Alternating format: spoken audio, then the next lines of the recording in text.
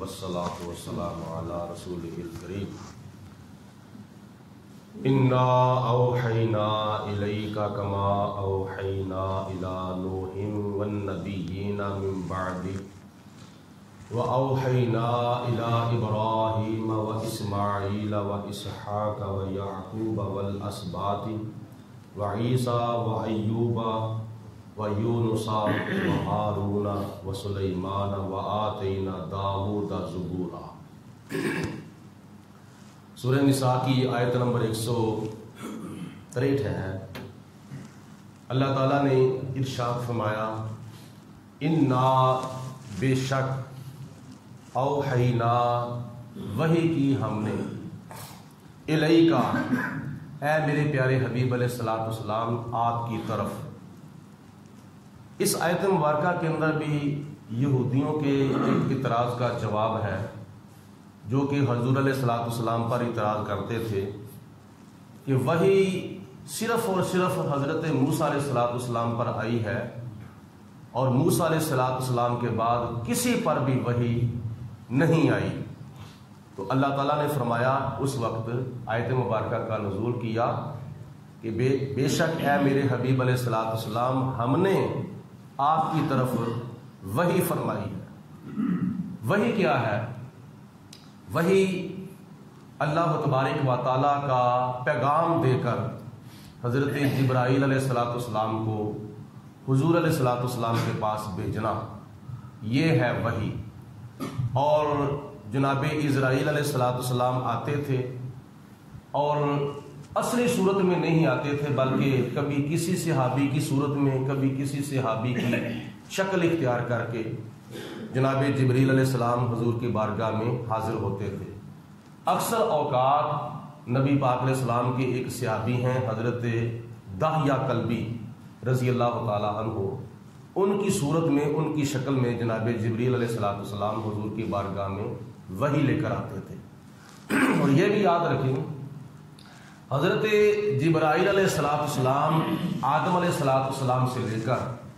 نبی کریم علیہ السلام تک تمام نبیوں کے پاس، تمام رسولوں کے پاس، تمام پیغمبروں کے پاس اللہ تعالیٰ کی جانب سے وحی لے کر آتے رہے ہیں۔ اور کسی نبی کے پاس 2 مرتبہ، کسی نبی کے پاس 4 مرتبہ، کسی نبی کے پاس 100 مرتبہ، کسی نبی کے پاس 200 مرتبہ۔ ہمارے پیارے آقا مولا حضرت محمد مصطفیٰ صلی اللہ علیہ وسلم کے پاس حضرت جبریل علیہ السلام 24,000 مرتبہ حاضر ہوتے ہیں۔ اور روایات میں یہ بھی آتا ہے کہ جب رمضان المبارک کا مہینہ آتا تھا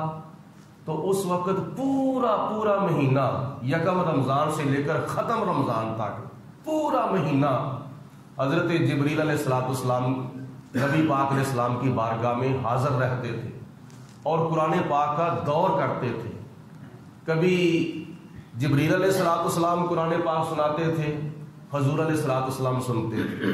اور کبھی حضور علیہ السلام سناتے تھے تو حضرت جبریل علیہ السلام سنتے تھے۔ نبی کریم علیہ السلام کے دربان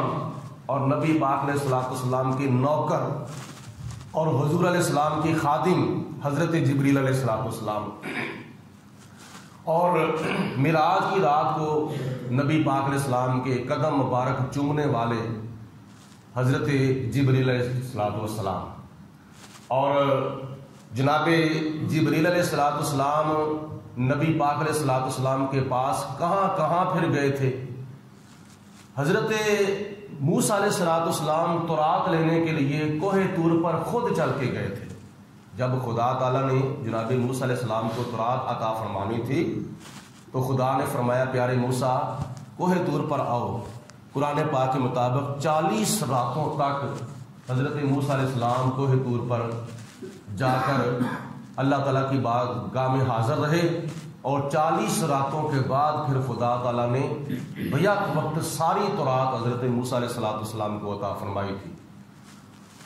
40 راتوں تک جناب موسیٰ علیہ السلام کوہ طور پر رہے،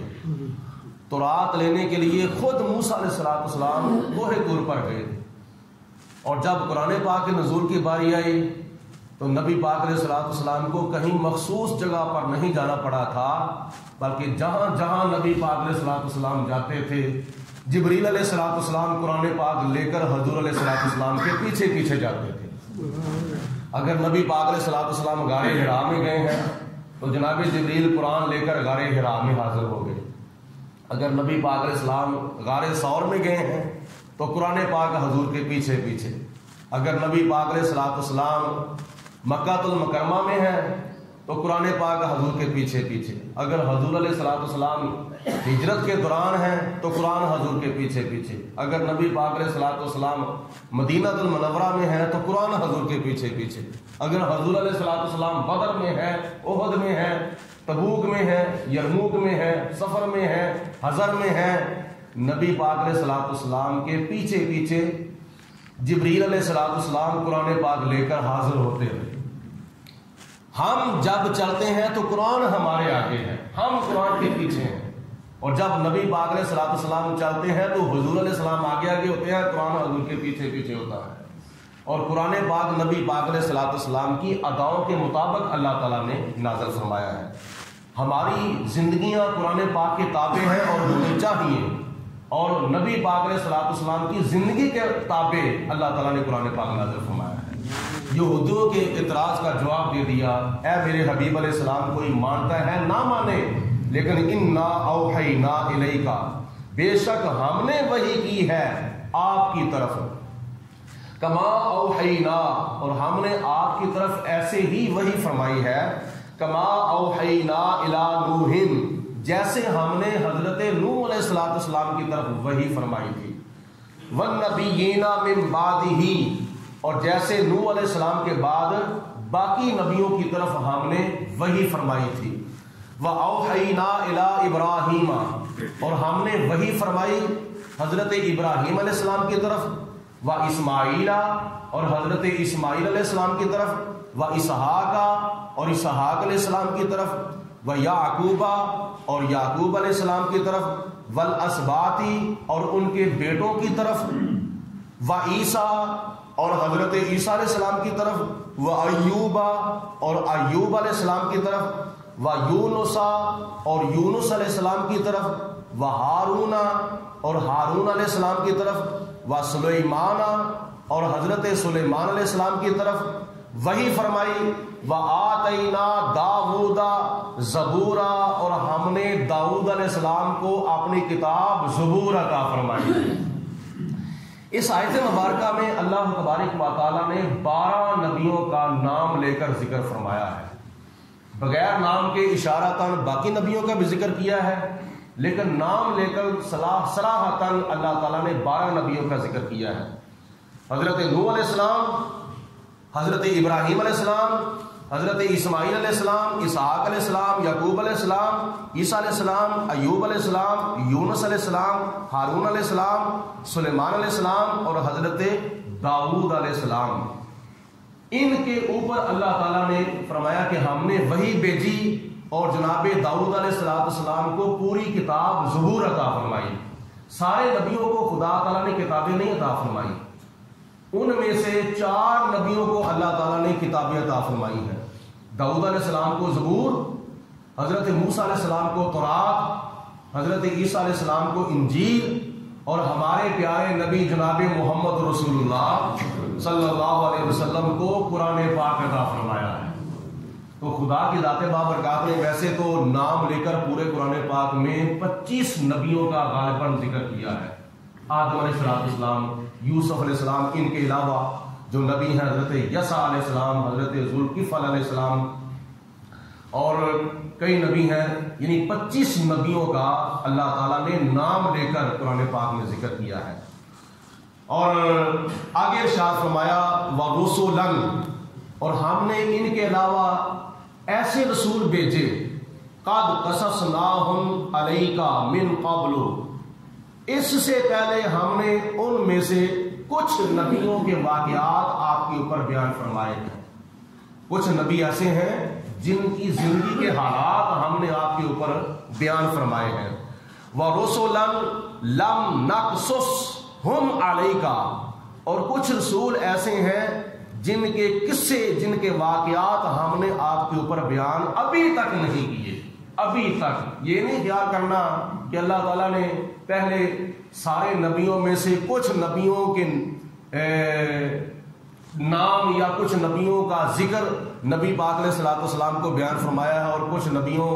کے زندگی کے حالات یا کچھ نبیوں کے قصے واقعات وغیرہ بیان نہیں فرمائے. یہاں پہ اللہ تبارک و تعالیٰ نے فرمایا ہے، علماء فرماتے ہیں کہ ابھی تک ہم نے کچھ نبیوں کے واقعات آپ کے اوپر بیان نہیں فرمائے، کیونکہ نبی پاک علیہ الصلوۃ والسلام کو جتنے بھی علوم عطا فرمائے ہیں وہ بھیا وقت سارے نہیں عطا فرمائے گے، بتدریج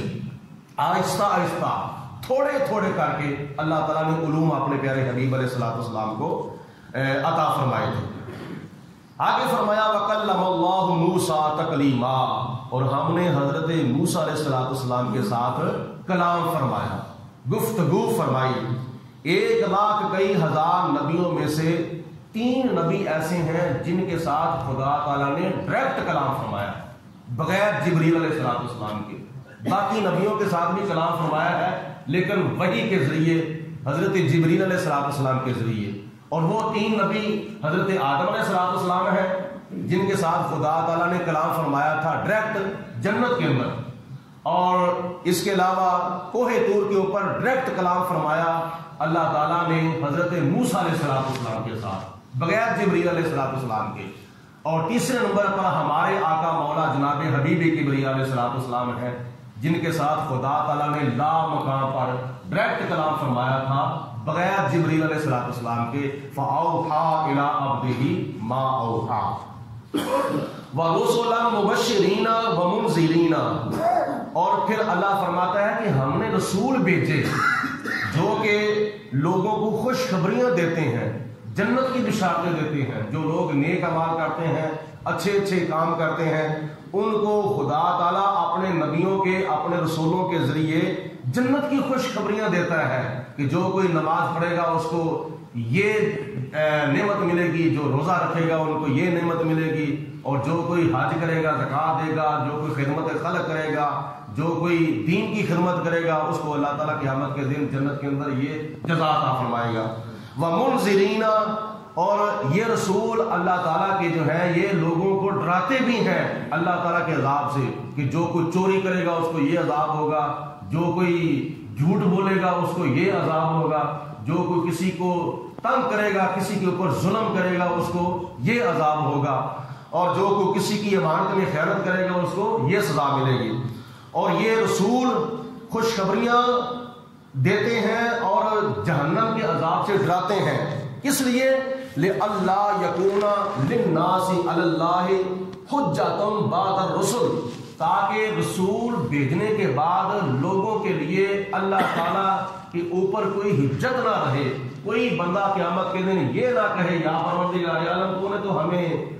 کسی رسول کے ذریعے پیغام بھیجا ہی نہیں ہے، تو نے تو ہمیں بتایا ہی نہیں ہے کہ جو کوئی برا عمل کرے گا اس کو جہنم کے اندر سزا ملے گی، جو کوئی اچھا عمل کرے گا اس کو جنت کے اندر جزا ملے گی، تو نے تو ہمیں بتایا ہی نہیں ہے. تو یہ خدا تعالیٰ نے اتمام حجت کے لیے اپنے رسول بھیجے تھے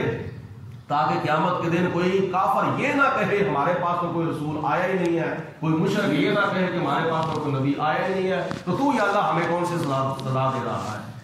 اللہ تعالیٰ فرماتا ہے کہ ہم نے یہ رسول اس لیے بھیجے تاکہ کوئی بندہ قیامت کے دن خدا کے اوپر حجت قائم نہ کرے. وَقَالَ اللَّهُ عَزِيزًا حَكِيمًا، اور اللہ تبارک و تعالیٰ بے حد عزت والا بھی ہے اور بے حد حکمتوں والا بھی ہے. لَٰكِنِ اللَّهُ يَشْهَدُ بِمَا أَنزَلَ إِلَيْكَ أَنزَلَهُ بِعِلْمِهِ، لیکن اللہ تبارک و تعالیٰ یہ گواہی دیتا ہے کہ جو کچھ خدا تعالیٰ نے اے میرے حبیب علیہ السلام آپ کے اوپر نازل کیا ہے قرآن پاک کی شکل میں، نبوت کی شکل میں، رسالت کی شکل میں، جو کچھ بھی آپ کے اوپر نازل فرمایا ہے، کوئی اور گواہی دے یا نہ دے، اللہ فرماتا ہے میں گواہی دیتا ہوں. تو خدا کی گواہی سے بڑھ کر کس کی گواہی ہو سکتی ہے؟ اور خدا تعالیٰ نے نازل کیا ہے اپنے علم کے ساتھ. وَالْمَلَائِكَةُ يَشْهَدُونَ، اور اللہ کے فرشتے بھی گواہی دیتے ہیں کہ اللہ تعالیٰ نے نبی کریم علیہ الصلوۃ والسلام کو ختم نبوت کا تاج پہنایا ہے، ختم رسالت کا تاج پہنایا ہے، اور اپنا آخری کلام قرآن مجید اپنے محبوب پر نازل فرمایا ہے. وَكَفَى بِاللَّهِ شہیدا، اور اللہ تعالیٰ کی گواہی جو ہے وہ کافی ہے، اور خدا کی